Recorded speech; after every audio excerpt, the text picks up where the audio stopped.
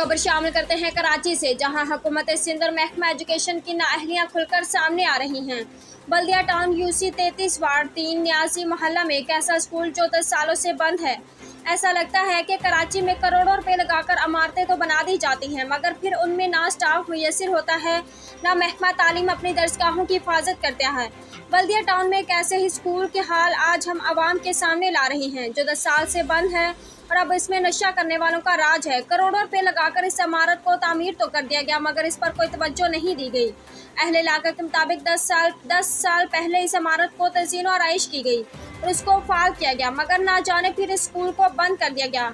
हम हुकूमत सिंध से अपील करते हैं कि स्कूल को दोबारा फाल किया जाए। रिपोर्ट अली ज़मान अवान, ब्यूरो चीफ, कराची। एहसास 9 न्यूज़ HD।